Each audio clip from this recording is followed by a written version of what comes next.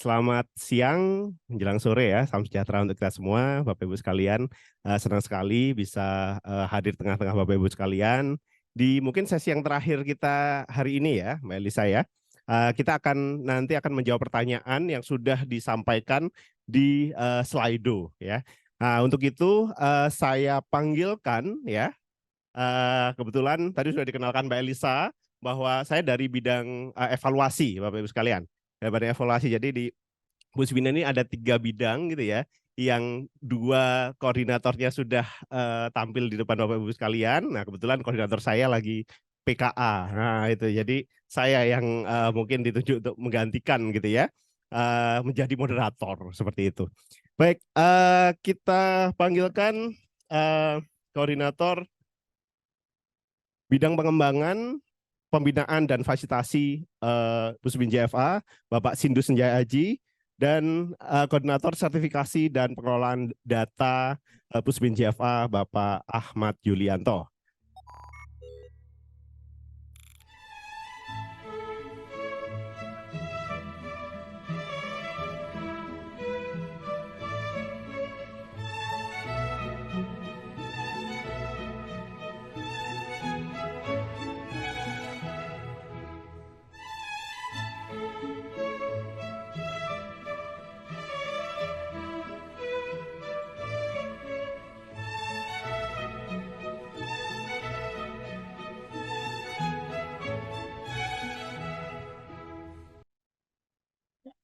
Baik, ya jadi ketemu lagi ya dengan Bapak berdua ini ya. Tapi memang beliau-beliau lah ini yang apa namanya berkompeten ya untuk menjawab segala pertanyaan ya yang sudah disampaikan dalam Slido, baik dari Bapak Ibu yang ada di sini maupun Bapak Ibu yang mengikuti secara online ya, secara online.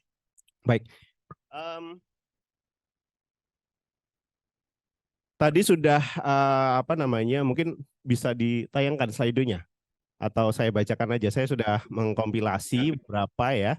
Mungkin bisa ditayangkan slide-nya. Oke. Oke, ini slide terkait peraturan yang berlaku 1 tahun ke depan, bagaimana perlakuan pada saat masa transisi ya. Seperti angka kredit mengikuti plat yang baru terpenuhi pada PAK semester 1 dan lain sebagainya. Nah, ini pertanyaan-pertanyaan ini juga ada juga pertanyaan terkait ujian yang telah dilakukan ya sebelum perban ini apa namanya nanti akan di apa namanya berlaku seperti itu ya. Apakah juga apa namanya seperti apa perlakuannya gitu ya. Tadi sudah dijawab juga sebenarnya oleh Pak Ahmad ya, Pak Ahmad. Jadi mungkin untuk menjawab pertanyaan pertama, saya berikan kesempatan Pak Ahmad. Pak Ahmad untuk menjawab bagaimana perlakuannya Pak pada masa transisi gitu ya. Ini terkait syarat angka kredit, Pak Ahmad. Monggo, silakan. Ya, baik. Terima kasih. Situ. Ya, memang ini ya, itu kan di moderator yang akan menjawab. Jadi memang nanti di karena ini bertepatan ya perubahan angka kreditnya mulai Januari ini, kemudian kita berkembang sampai 1 tahun ke depan. Nah, sebenarnya kalau secara pemrosesan sih kita sudah menggunakan angka kredit yang baru yang setelah konversi ya, Pak Ahmad ya. Jadi meskipun di Perka 1274 masih mengatur situ karena kondisi objektifnya sudah mengalami perubahan sehingga batasan nilai angka kredit itu sudah menggunakan norma atau sistem yang baru. Jadi untuk persyaratan pelatihan dan sebagainya, meskipun pelatihannya masih menggunakan model yang lama. Nah, nanti ini akan kami diskusikan juga apakah diperlukan penegasan dari Pak Kapus Bin lewat surat Pak Kapus secara detail seperti apa, karena kemarin sempat menjadi diskusi juga ketika menyusun pasal peralihan dan sebagainya. Karena ini hanya sekali itu rasanya tidak perlu dicantumkan, nanti akan diterjemahkan lebih detail di juklaknya lah, kurang lebih seperti itu kemarin. Ya, baik. Terima kasih Pak Sindu. Jadi sesuai dengan peraturan yang baru Pak Sindu ya, peraturan baru angka kredit yang sesuai Permenpan 1 seperti itu. Baik, selanjutnya sebenarnya masih Pak Ahmad mau menambahkan Pak? Ya, silakan. Ini baru terpenuhi pada PAK semester 1 2023 ya. Ya, artinya kalau dia bisa mengikuti di tahun 2023, maka diklat yang kami laksanakan di 2023 itu masih dengan pola atau kurikulum yang lama, Bapak Ibu. Jadi tadi sudah saya sampaikan, diklat yang tahun 2023 ujiannya adalah USABK. Tapi paling lambat 2024 itu sudah tidak ada lagi ujian yang menggunakan kurikulum lama. Jadi mudah mengakomodir kompetensi-kompetensi yang di SKJ, baik yang teknis maupun Mansoskul, dan pola ujian untuk peserta diklat di tahun 2024 akan sudah menggunakan Ujikom. Jadi batasannya cut-off-nya di tahun ini 2023 dan 2024. Tapi ini sekaligus menjawab pertanyaan yang kedua ya langsung.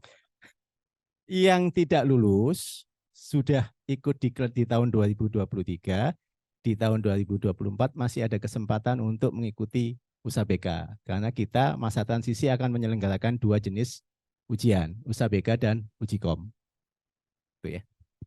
Jadi kecuali ujian ulangan ya Pak ya, remedial Pak ya. Iya, Jadi kecuali remedial, dengan ujian yang baru ya, Ujikom seperti itu. Dan belum 2 tahun tadi Mas Edo. Kalau 2 tahun, ya mohon maaf Bapak Ibu akan mengikuti 2 jenis diklat dan 2 jenis ujian gitu ya. Baik, terima kasih atas jawabannya. Jadi tadi pertanyaan pertama dan pertanyaan kedua sudah terjawab ya. Mungkin bisa di drop Mbak Carol. Selanjutnya pertanyaan ketiga tadi. Bagaimana jika hasil uji kompetensi ternyata JFA memiliki wawasan dan kemampuan di atas jabatannya saat ini? Jadi tadi kan ada 100% gitu ya. Kalau misalkan lebih seperti apa? Apakah ada promosi khusus terkait itu atau tidak? Nah ini mungkin Pak Ahmad nih. Pak Ahmad yang bisa menjawab nih. Saya juga curious nih Pak. Iya, ya. Jadi kalau memiliki wawasan, kami sih belum mengatur ini Mas Edo ya. Artinya tadi misalkan sebagai contoh level yang dipersyaratkan 3 untuk satu unit kompetensi, mungkin dia melampaui di atas 3, 4 gitu ya. Itu memang menjadi nilai tambah atau catatan buat atasan sih, tapi kita memang belum mengakomodir untuk seperti itu. Apakah Bapak Ibu ikut ujikom muda ternyata hasilnya madya gitu kan? Kalau saya sih menjawabnya itu kita tidak ada perlakuan khusus, ya Bapak Ibu akan tetap diangkat di jabatan muda, diberikan hasil ujikom bahwa Bapak Ibu layak atau kompeten untuk menduduki jabatan auditor muda. Tapi ya di mapnya mungkin nanti akan kami diskusikan dengan tim ya, apakah itu bisa kita akomodir atau ya akhirnya muncul jadi 100%. Karena kalau konsep untuk yang pengembangan, ya pengembangan kompetensi, misalkan tadi startingnya 80 lah, 80%. Jadi kan masih ada gap 20% untuk mencapai 100. Ya, pengembangannya itu akan menuju ke 100%.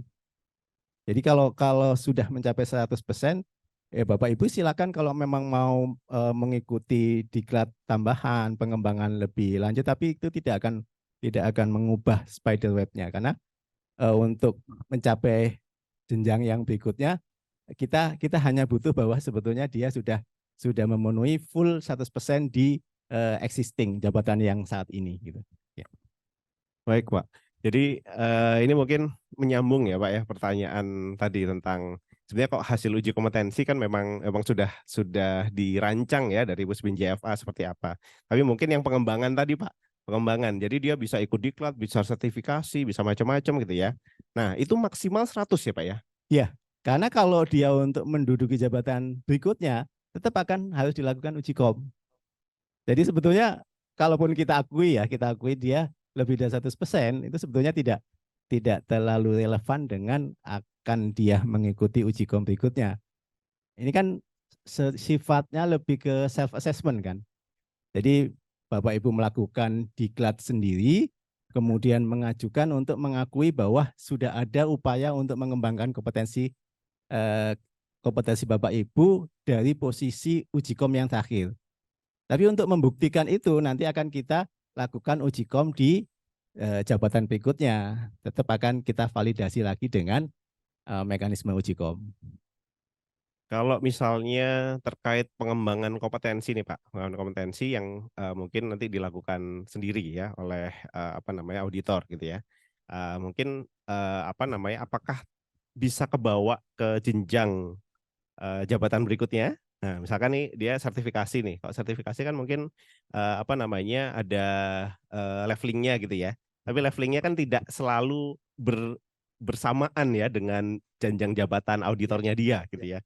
Kalau misalkan dia auditor muda tapi sudah katakanlah CGCAE gitu ya.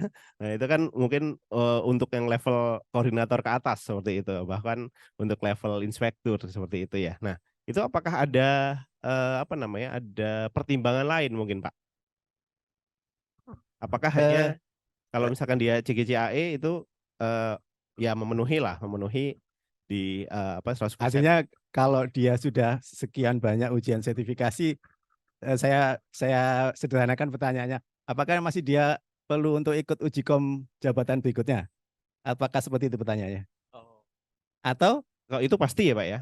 Pastinya apakah ya, nanti dia artinya gini, untuk menduduki jabatan tertentu, jabatan yang menjadi target itu sudah diputuskan bahwa dia harus ikut uji kom. Karena starting point-nya dia layak atau tidak layak itu uji kom.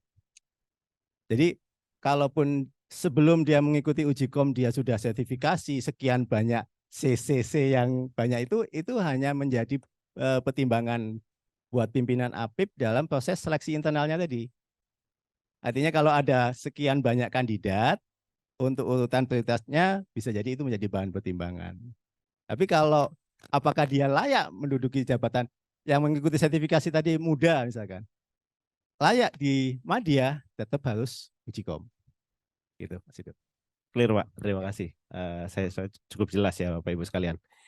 Baik, oke, bisa di drop yang ini. Selanjutnya terkait apakah API perlu merekrut tenaga teknik untuk pengawasan pembangunan infrastruktur? Ini kayaknya sudah di luar konteks kita ya. Tapi memang sesuai SAIPI ya bisa ya Pak ya. Bisa seperti itu. Baik, kita lanjut ya. Terkait yang kedua, kami telah melakukan pemetaan PFA melalui assessment di Assessment Center BPKP. Dalam Perban 5 ada uji kompetensi, apakah hasil dari asesmen tersebut dapat disetarakan dengan uji kompetensi? Nah, ini mungkin pertanyaan untuk Pak Ahmad lagi nih. Apakah hasil assessment center, Pak, di BPKP dapat disetarakan dengan uji kompetensi? Ya. Uji kompetensi Mansoskul ya? Iya. Ya, Mansoskul. Mansoskul. Kalau Iya. Mansoskul iya, Iya. gitu, Pak ya. Karena untuk assessment selama ini yang sudah dilakukan di assessment center BPKP itu kan khusus di Mansoskulnya saja. Sementara untuk assessment teknis baru kita desain untuk pelaksanaan uji kom ini. Jadi belum pernah kita melakukan assessment untuk kompetensi teknis. Ya, artinya kalau misalkan ini mapping artinya biasanya kan di kompetensi di jabatan yang existing kan sekarang. Ya, kalau dia memang memenuhi untuk jabatan berikutnya mungkin bisa kita pertimbangkan. Jadi dari sisi eligibilitasnya mungkin masih masuk, tapi hasilnya juga perlu kita pertimbangkan kan. Kalau memang dia mapping memenuhi di jabatan yang lama, tapi tidak memenuhi di jabatan yang baru, otomatis dia tidak bisa dipertimbangkan untuk menduduki jabatan itu kan. Mau tidak mau dia harus uji kom lagi. Atau masa berlakunya sudah habis tadi. Kalau itu udah pasti by system begitu expired ya sudah dia tidak bisa mengajukan lagi. Tapi kalau misalkan dia mengajukan yang masih berlaku, kita lihat nilainya. Bisa jadi dia memang bagus di jabatan existing, tapi sebetulnya masih kurang untuk jabatan yang akan dituju. Jadi berarti mau tidak mau kalau dia tetap menggunakan itu kan dianggap tidak lulus kalau seperti itu. Tapi istilahnya hasil dari assessment center tadi yang untuk Mansoskul bisa jadi pertimbangan gitu Pak ya. Nanti dilihat lagi apakah mencukupi atau tidak Jadi gitu Pak ya. tadi saya ada pertanyaan dari floor yang ada di sini kan juga saya sampaikan di dalam alur pendaftaran untuk mengikuti uji kom kan calon peserta uji kom itu menginformasikan apakah dia sudah pernah mengikuti assessment atau uji kom, upload hasilnya, kemudian akan kita verifikasi Mas Edo. Verifikasi baik dari sisi masa berlakunya maupun hasilnya, bahkan mungkin secara teknis tidak kebetulan tidak ada teman-teman MAC metodologinya seperti apa, bisa diakui atau tidak. Gitu. Jadi kalau memang itu lolos semua, ya sudah kita bisa pakai. Artinya dia hanya perlu untuk uji kom di kompetensi teknisnya saja. Baik, terima kasih Pak Ahmad. Selanjutnya terkait pengembangan kompetensi nih Pak. Nah, di PP 11 tahun 2017 tentang ASN, di situ disyaratkan pengembangan kompetensi minimal 20 jam per tahun gitu ya. Sedangkan Perban 5 mengatur 60 jam dalam periode 3 tahun. Nah, kalau hitung-hitungan matematika ya memang sama ya gitu ya. Tapi apakah ini tidak melanggar gitu ya? Artinya di tahun pertama dia 0 gitu ya. Lalu di tahun kedua dia dia menyelenggarakan 60 langsung, di tahun ketiga dia juga tidak 0. Nah, itu kan sudah memenuhi syarat. Tapi menurut BPASN kurang seperti itu. Nah, gimana Pak? Mungkin Pak Sindu mungkin ya.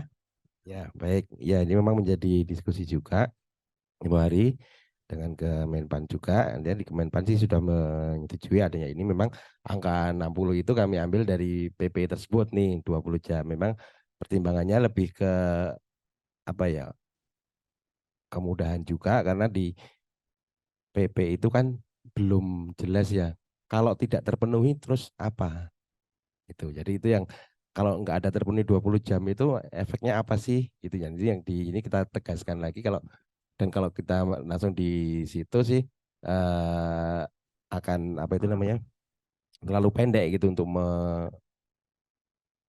mengenakan katakan konsekuensi tidak terpenuhnya setiap tahun kan gitu ya. Jadi harapannya sih itu tetap terpenuhi setiap tahun gitu kan teman untuk memudahkan administrasi dan sebagainya kita berikan kelonggaran waktu. Nah ini pembahasan ini juga kan sudah kami sampaikan ke Kemenpan sudah dengan dari harmonisasi dengan Kementerian Kumham dan sebagainya tidak ada diskusi catatan terkait hal tersebut nih. Biasanya kalau memang tidak disetujui dari Kumham yang akan langsung meminta revisi lah seperti itu kalau memang dianggap bertentangan dengan regulasi yang lebih tinggi gitu. Seperti itu gambarannya.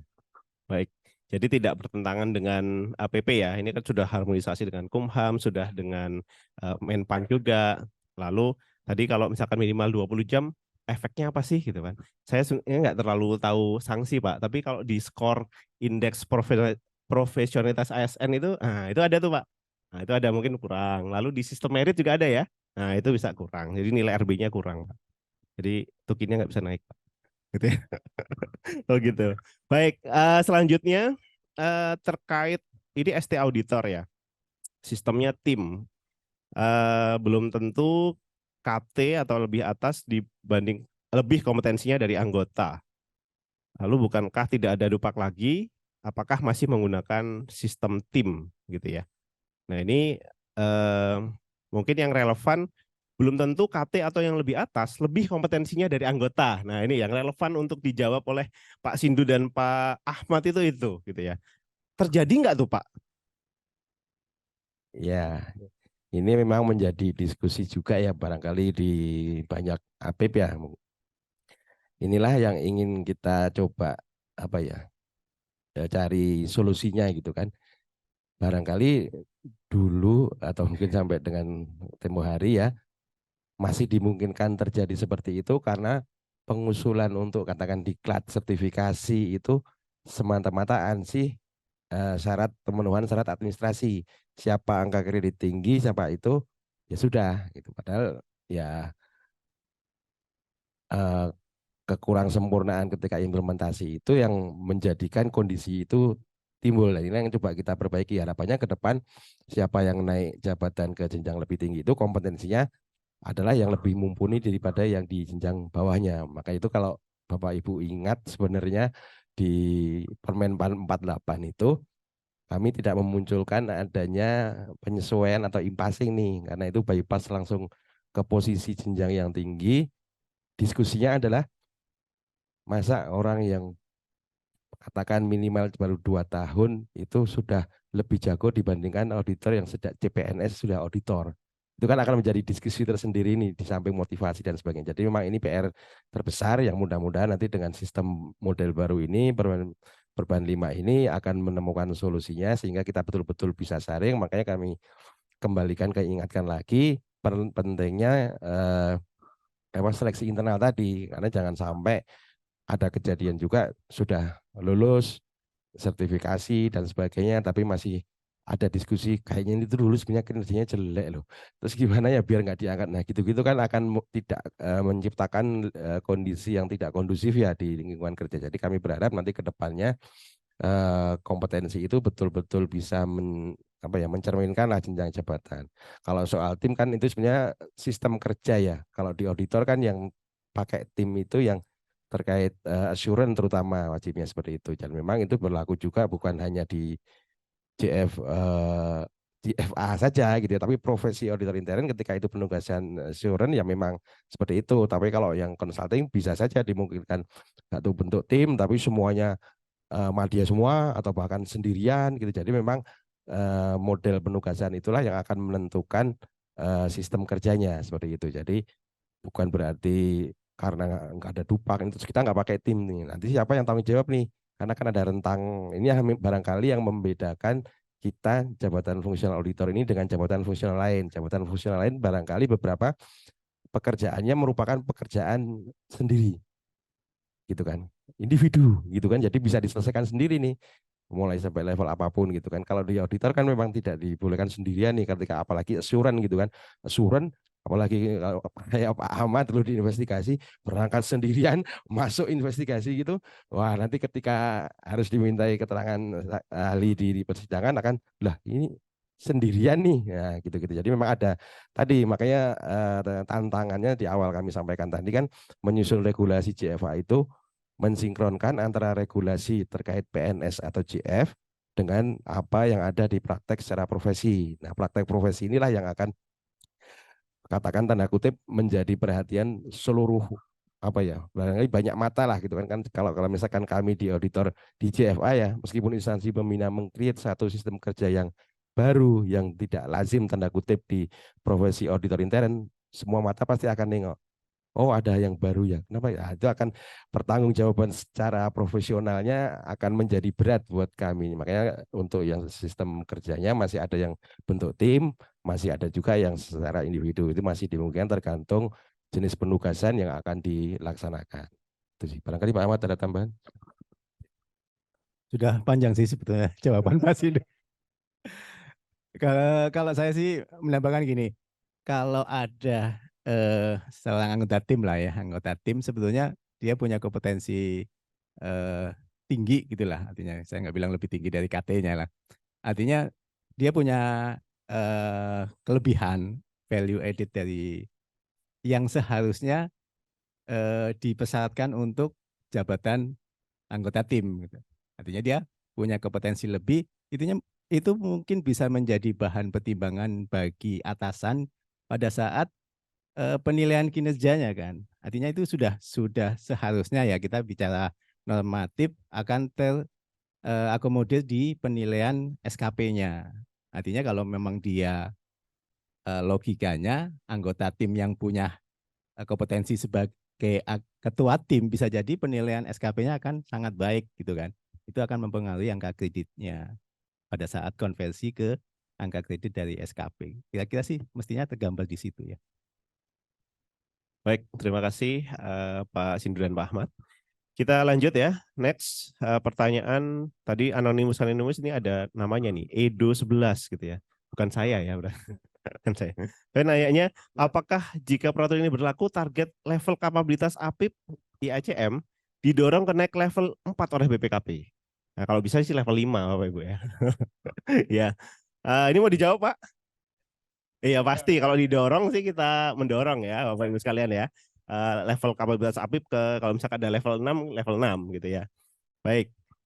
Oke, selanjutnya bentuk pengembangan kompetensi. Nah, ini tidak disebutkan membuat tulisan gitu ya. Dulu kalau di Dupak ada Pak tulisan Pak dan tinggi lagi gitu kan pengembangan profesinya gitu ya.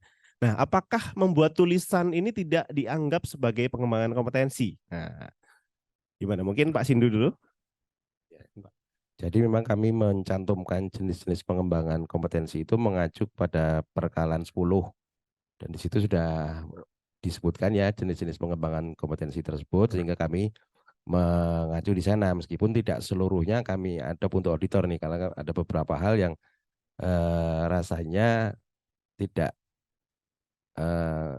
pas lah, tidak sesuai dengan nature kita di auditor. Jadi memang kalau menuntut tulisan memang tidak dicantumkan di situ sih, tapi rasanya tidak menghalangi untuk membuat tulisan ya, karena kan kita membuat tulisan itu biasanya mencerminkan gagasan apa yang ingin di deliver gitu ya. Jadi harapannya sih ya kalau memang yang hobi nulis silahkan tetap menulis, berkontribusi untuk menggerakkan apa itu namanya, ya dunia pengawasan lah gitu. Barangkali nanti tadi yang kompetensi teknis terakhir itu pengembangan metodologi pengawasan, kalau memang itu bisa mengarah ke sana akan menjadi salah satu tanda kutip mungkin pertimbangan di portofolio lah atau apa ketika uji kom dan sebagainya. Jadi memang tidak mesti seolah seperti yang waktu sistem angka kredit ya, saya membuat tulisan 2 tulisan langsung setara ini selesai gitu. Jadi memang hal seperti itulah yang barangkali agak sedikit berbeda dibandingkan dengan waktu menggunakan sistem butir kegiatan.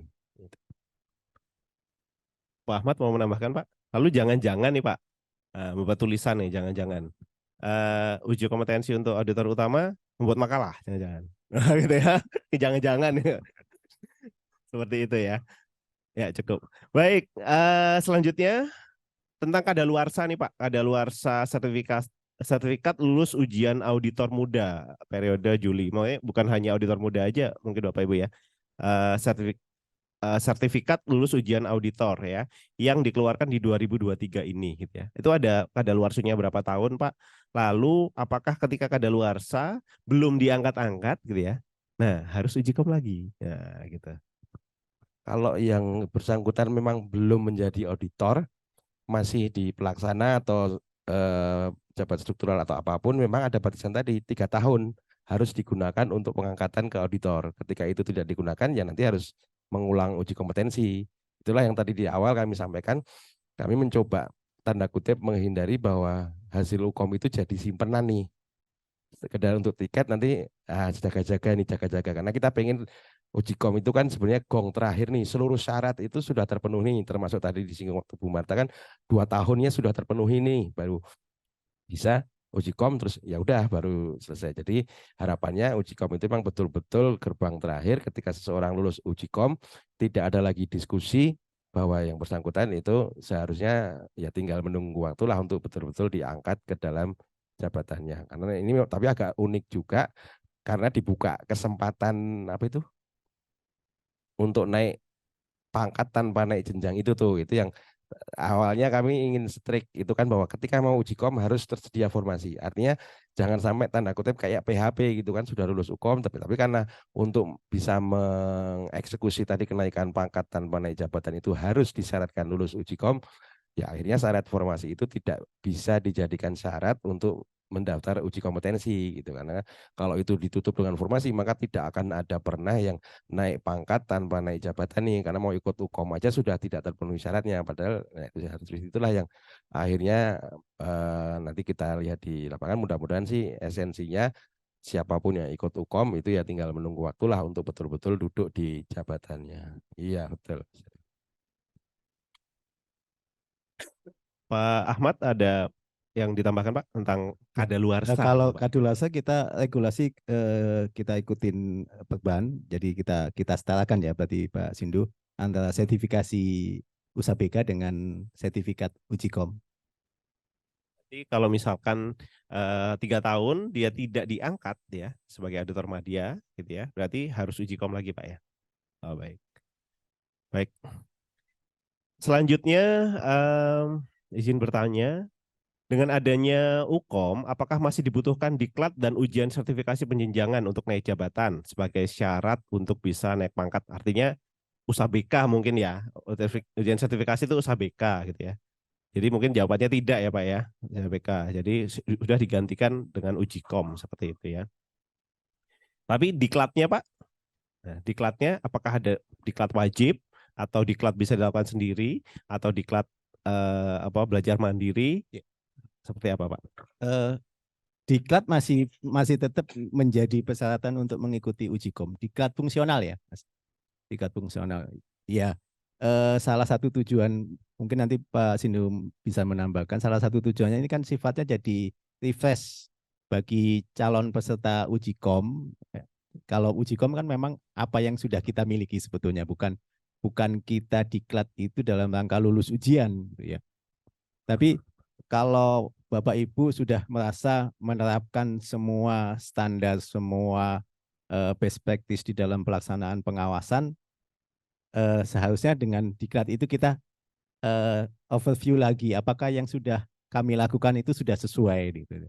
Itu jadi bahan pertimbangan buat calon peserta UKOM. Kalau memang oke, bisa lanjut ke uji komnya. Kalau memang tidak sesuai kan berarti kita punya reminder pengingat bahwa seharusnya itu yang seperti ini loh, yang seperti diajarkan di diklat fungsional itu. Jadi pengingat bagi Bapak Ibu yang sudah merasa melakukan tapi mungkin berdasarkan kebiasaan yang dilakukan oleh tim-tim sebelumnya ya. Jadi pengalaman, kita sudah punya pengalaman cukup lama, ternyata setelah kita trace back itu tidak pas dengan standar atau praktek-praktek yang baik yang sudah berlaku. Jadi ini sifatnya membantu Bapak Ibu untuk merefresh, meremind apa yang seharusnya. Jadi pada saat mengikuti uji kom itu lebih siap lah gitu. Baik, terima kasih Pak Ahmad. Selanjutnya ada pertanyaan lagi terkait TNI dan Polri nih Pak. Nah, uji kompetensi terkait TNI dan Polri. Nah, apakah ada perbedaan dengan yang diatur di Perban 5 atau seperti apa? Ya Pak Sindu, silakan. Ya baik. Jadi kalau untuk TNI Polri ya tempo hari kan ada peraturan Kabuspin ya. Artinya karena sistemnya diklat sertifikasi, maka yang berjalan adalah mengikuti pola tersebut. Nah dengan terbitnya Perban 5 ini syarat istilahnya uji kom itu didesain hanya untuk yang akan menduduki jabatan fungsional auditor. Artinya untuk Bapak Ibu sekalian di TNI Polri karena tidak akan menduduki jabatan fungsional auditor, maka tidak akan mengikuti uji kompetensi ya. Tapi nanti pelatihan dan sebagainya itu masih dimungkinkan. Nah saat ini sebenarnya kemarin dengan Pak Ahmad ini kami sudah merancang ya peraturan BPKP juga terkait pelatihan katakan fungsional lah ya untuk lingkungan TNI, anggota TNI Polri termasuk untuk badan hukum lainnya dan sebagainya, karena nah disitulah nanti kita atur mekanismenya termasuk evaluasi pembelajarannya. Nanti barangkali teman-teman di Pusdiklatwas yang akan mendesain seperti apa untuk mendapatkan katakan sertifikat pelatihannya. Nah ini posisi audit info juga posisi saat ini sedang kami mintakan masukan ke Kedeputian Rendal yang membidangi masing-masing TNI Polri maupun di otorita dan sebagainya. Jadi mudah-mudahan nanti dalam waktu dekat juga segera bisa diluncurkan nanti untuk mengikuti mengakomodir kebutuhan pelatihan yang memang sudah menjadi kebutuhan juga karena di TNI Polri pun ada unit pengawasan internnya. Jadi nanti akan ada dibuatkan aturan main tersendiri terkait TNI Polri. Baik, terima kasih Pak Sindu. Selanjutnya terkait ujikom untuk awal, apakah bisa ujikom teknis di jabatan yang diemban saat ini untuk melihat job person match-nya gitu ya dari Dika Heldis Itjen KSDM ya. Mungkin Pak Ahmad bisa menanggapi Pak atau menjawab? Ya, kalau pertanyaannya bisa, bisa. Artinya kalau tadi saya sampaikan kan uji kom itu ada dua, sifatnya yang mapping. Artinya kita melihat kompetensi seseorang di jabatan yang saat ini diembannya, jabatan existing gitu ya. Artinya dia tidak menuju ke jabatan target yang lebih tinggi. Tapi untuk awal tahun 2024 itu justru kami lebih fokus kepada penyelenggaraan uji kom yang jabatan target. Jadi uji kom untuk menduduki satu tingkat jabatan yang lebih tinggi. Jadi kebetulan uji kom teknis tidak diselenggarakan di tempat lain. Kalau uji kom teknis hanya di BPKP. Kalau misalkan untuk Mansoskul, Bapak Ibu ingin mapping kompetensi Mansoskul-nya saat ini, silakan banyak unit Penkom di luar BPKP yang bisa menyelenggarakan seperti itu. Jadi tujuannya memang hanya untuk mapping. Dan kami untuk awal kan sudah memfasilitasi dengan mengkonversi sertifikat USABK.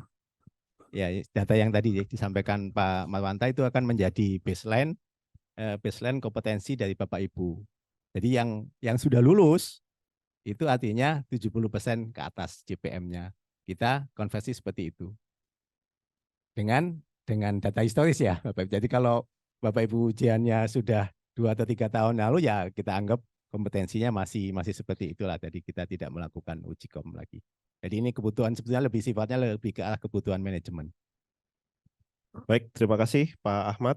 Mungkin sebelum ini saya bacakan pertanyaan terakhir nih dari Anonymous. Saya baca juga tadi di Slido ada yang nanya gini, pelatihan berbasis MOOC, ya, apakah sama dengan belajar mandiri atau setara diklat?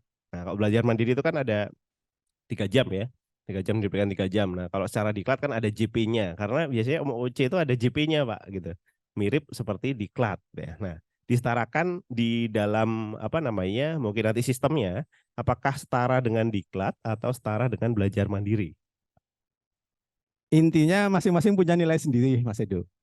Artinya antara diklat dan MMOC kan pasti intensitasnya, level ininya kan beda, kompleksitasnya juga beda.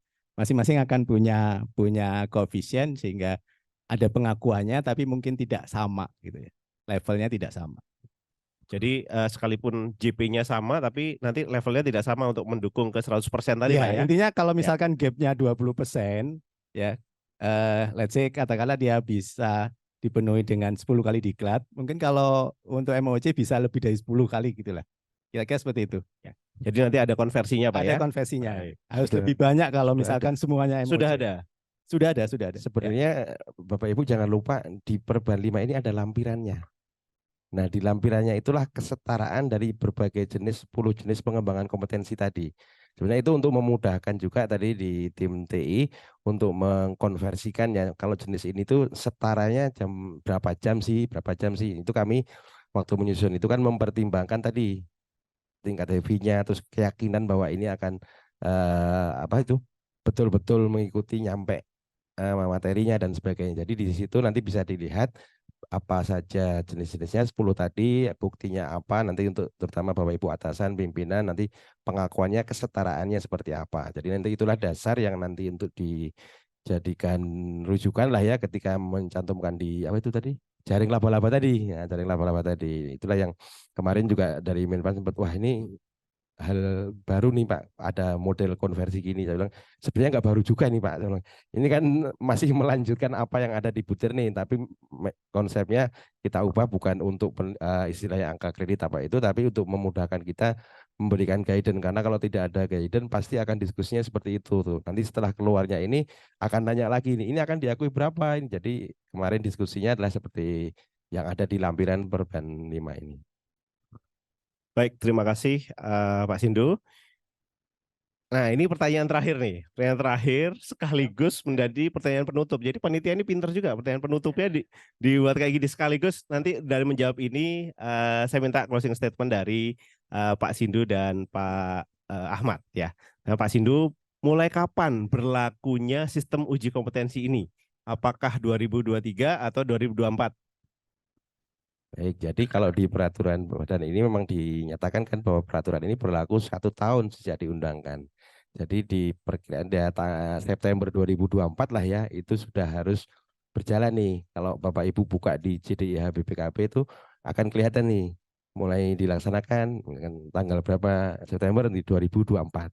Jadi disitulah titik poin, makanya kami rada H2J juga nih Mas itu kan, dengan waktu yang mungkin masih setahun lama, tapi prosesnya diskusinya kan bukan hal yang mudah ya, mengoperasionalkan apa yang ada di regulasi. Nah ini barangkali nanti mudah-mudahan semua bisa berjalan sebagaimana yang kita harapkan, sehingga di tahun depan itu kita sudah menggunakan uji kompetensi yang model baru lah, kurang lebih seperti itu.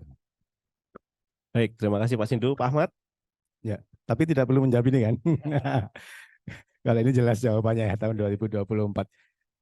Intinya begini Bapak Ibu, seperti yang tadi di awal saya sampaikan, uji kom ini bukan bermaksud untuk mempersulit Bapak Ibu untuk menduduki jabatan yang lebih tinggi, tapi kita mencoba mendudukan pada proporsinya lah. Artinya kewajiban kita sebagai auditor, ya jabatan fungsional sama seperti profesi, kita dituntut untuk mempunyai kompetensi yang sesuai dengan jenjang jabatan kita. Dan kami juga merasa bahwa usaha BK yang kemarin kita lakukan hanya mengcapture sebagian daripada kompetensi yang Bapak Ibu miliki. Jadi yang jelas tidak capture di situ adalah kompetensi Mansos School. Itu yang sudah sangat jelas, karena kita hanya bicara mengenai ujian sertifikasi, itu hanya ujian yang terkait dengan teknis pengawasan. Jadi harapannya kualitas SDM JFA yang menduduki jabatan tertentu itu sudah sesuai dengan yang diharapkan, sehingga hasil pengawasan kita juga lebih baik gitu. Itu Pak. Baik, terima kasih closing statement-nya Pak Ahmad dan Pak Sindu. Bapak Ibu sekalian, dengan demikian mungkin kita bisa akhiri sesi tanya jawab atau di sesi diskusi pada hari ini gitu ya. Saya mengucapkan terima kasih atas perhatian Bapak Ibu sekalian, dan yang juga Bapak Ibu yang ikut ya secara online ya, yang bertanya terutama. Demikian kami akhiri. Wassalamualaikum warahmatullahi wabarakatuh. Selamat sore, salam sejahtera untuk kita semua. Kita berikan aplaus kepada Bapak berdua ini. Saya kembalikan kepada MC Mbak Elisa.